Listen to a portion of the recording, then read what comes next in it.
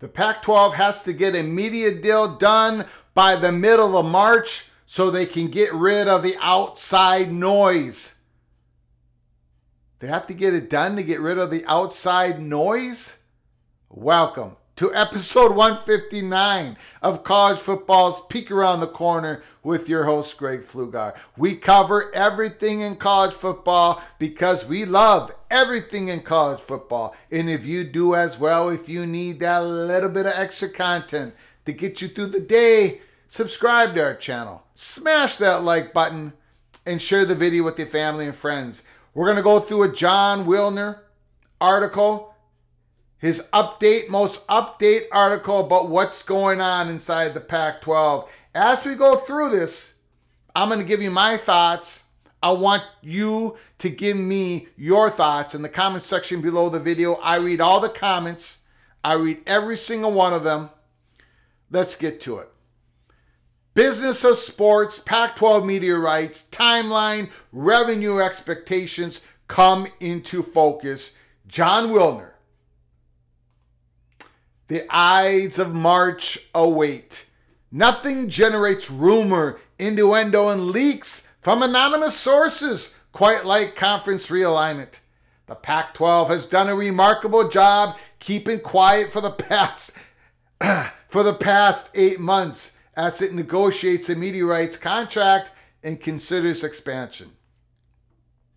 You could argue the conference has been too quiet, that it should have pushed back publicly on the erroneous reports. Okay, well, I'm going to have a lot to say about this when we get through the article. But erroneous reports? What erroneous reports? You mean the report from George Kliavkoff himself to say that UCLA would make less money if they joined the Big Ten? Okay, I'm not ready to start my rant quite yet. But let's try to get through this article, and then I'm going to give you my thoughts on what was just said. This week, two campus officials offered on-the-record comments that illuminated the state of play. First, Washington State's President Kirk Schulz told the hotline that he expects the saga to end next month. My sense is we need to get it done in March. In mid-March, hopefully, Schulz said. The longer it goes, the more noise there will be. Noise? What are you worrying about noise for?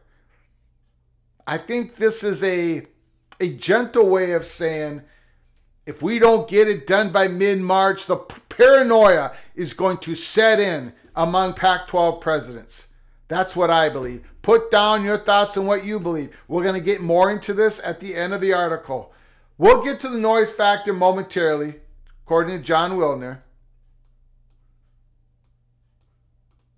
Schulz indicated some schools have a little trepidation about the specifics of the deal, but added, I don't feel at all like anyone is spiraling off into places of despair.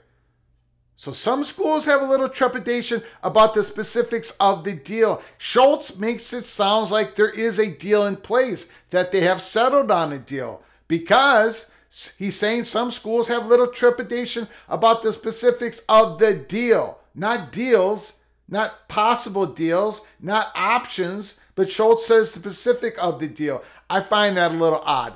In other words, he doesn't sense, back to the article, in other words, he doesn't sense any presidents are ready to bolt for another conference. We generally agree, but would offer an evergreen caveat until an agreement is reached and the contract signed. Anything is possible in realignment. Number two, the revenue reality. The next morsel came Thursday when Arizona State Athletic Director Ray Anderson echoed Schultz's projection for a conclusion and told the Phoenix-based Arizona Sports, we're all anxious to have something resolved here in the next 3 weeks. Again, we're going to the middle of March here, so we can take the next steps and get some of the speculation out of the air in regard to what other conferences may be thinking in terms of trying to pick off a Pac-10 teams, if you will, and what we may do in terms of adding institutions. So we need it in the next 2 to 3 weeks. We need to get this deal done, to get this speculation out of the air, to get this noise out of the air. We need to get this done. The noise is not the problem. Sports Business Journal is not the problem. The Athletic is not the problem. Brett McMurphy is not the problem. The rebel outpost of college football YouTube channels, peek around the corner, is not the problem. The noise is not the problem. Pac-12's leadership not evaluating their value in the marketplace correctly is, was, shall be, is the problem. Notably, back to the article, notably, Anderson hinted at the revenue piece, saying, it may not be the projections originally contemplated, but will be a solid enough financial situation to keep this conference together. How should that comment be interpreted by fans anxious for details and resolution? We believe the conference initially hoped to secure a media rights deal that would spin off annual revenue that approached $40 million per school per year. We believe the conference initially hoped. That's the problem.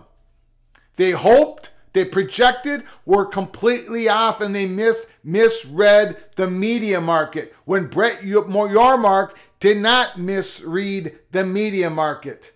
So again, I ask, who did the erroneous reporting? Back to the article. More likely, it will sign an agreement, Pac-12, that generates approximately the same revenue Big 12 schools are set to receive, $31.7 million annually from an agreement reached with Fox and ESPN in late October. It could be a few million more per year or a few million less. Either way, the figure is unlikely to materially alter the competitive balance.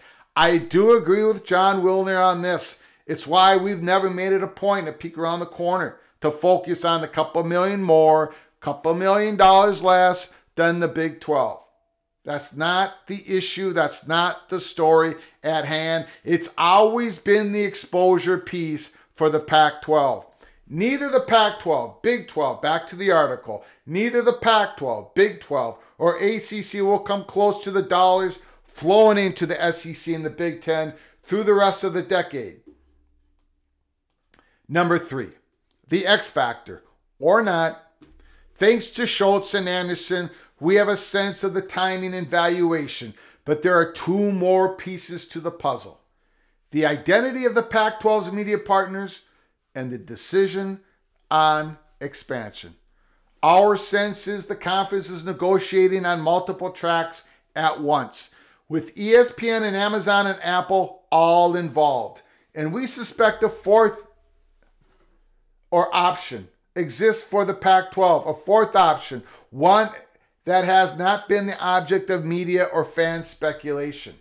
Only a small circle of conference executives plus representatives from the media companies are aware of the details. Number 4, pondering the partners. There are 3 plausible scenarios. The Pac-12 agrees to an all-in distribution deal with a single media. The full sweep of football and basketball inventory can be found in one place. One single media entity. Perhaps that's Apple, which is expanding into live sports and could use the Pac-12 network's infrastructure to produce live events. Perhaps it's Amazon or Disney. It's difficult to envision an all-in scenario that doesn't involve one of those 3 entities. The Pac-12 sells all its content to a single media outlet, which then signs a sub-licensing agreement with other companies.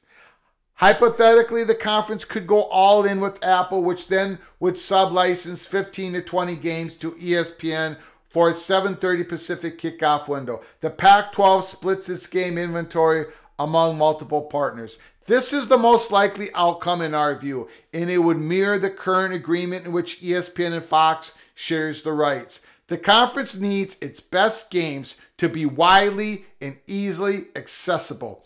And that is absolutely correct. And that is the fear that's running through the Pac-12 presidents and the athletic directors.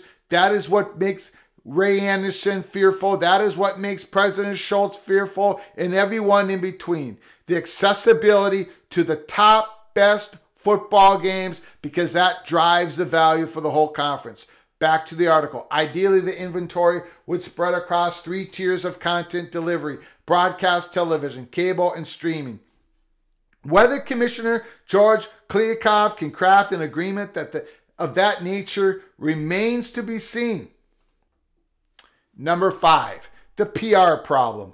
Until Kliavkoff delivers, the noise that Schultz reference will continue. Again, the noise is not the issue. That's the nice shiny object that you're looking at to get away from the issues that were caused by the Pac-12 leadership. Let me get back to the article, and then I'll go on my rant. The Pac-12 generally, and Kliavkoff specifically, have taken a public relations beating recently. Many of the rumors are unfounded, oh my goodness, but each instance does incremental damage to the Pac-12's brand. The noise did not cause the damage to the Pac-12's brand. It wasn't the noise, it wasn't the rumors, it was the Pac-12 themselves. That's why drawing the process, back to the article, that's why drawing the process out over 8 months and across 2 calendar years carried an inherent risk. An inherent risk because of the noise. Back to the article, slow playing the process creates an opening for the unexpected, and realignment, the unexpected, is rarely positive. As you can see, this article got me going. First of all, with all due respect to Jon Wilner, the noise is not the problem. Erroneous reports? What erroneous reports? That the Pac-12 was having trouble getting the deal done? That there was fear among the Pac-12? That Arizona State wasn't happy? What is the erroneous reports? I tell you what the erroneous reports is from our perch. One, when George Kliavkoff said that UCLA would make less money if they joined the Big Ten. Less money when they joined the Big Ten versus staying in the Pac-12. And he doubled down on it on the Wilner and Gonzalez show, and there was no pushback. That's erroneous reporting. I could go on. I could fill up the next 20 minutes of this because we've been doing this almost every day at Peek Around the Corner. We'd like to get to a different story. But the slow plan of the Pac-12 made a fundamental mistake. It overvalued itself in the marketplace. It should have taken the deal. We've said this a lot, many times at Peek Around the Corner. Don't let perfect be the enemy of the good. You should have taken a good deal. On October 30th, here at Peek Around the Corner, when the Big 12 struck the deal, when Brett Yormark went all the way over the top, cut in line before the Pac-12, negotiated an exclusive window on Fox Sports and ESPN, and got the deal done on October 30th. Episode 83 of Peek Around the Corner, we said they struck gold. Big 12, they made the right move. Do you know what was said out in the West Coast by certain writers and whole other people on Twitter and message boards? Brett Yormark acted too soon. There would have been a better deal done 18 months later from now. So again, what erroneous reporting? Whose erroneous reporting? Again, I could go on and on and on, but I won't. I will stop there. This week, this episode is being released here Monday, February 26th.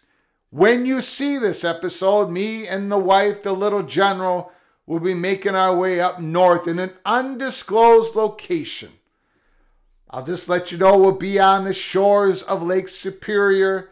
The first night will be on a freezing rain storm. We're going up there for the week. But I'm going to keep my eyes on a few items early this week, especially. Number 1. I'm keeping my eyes open on the Washington Huskies. I'm keeping my eyes open, my ears open.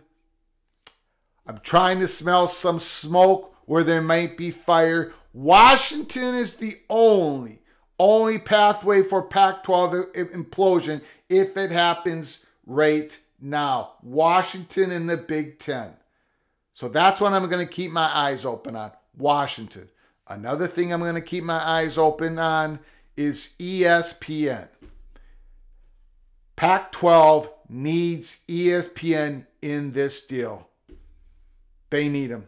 They need somewhat of a linear outlet. They need to get at least half of their top games on ESPN. Do your streaming deal.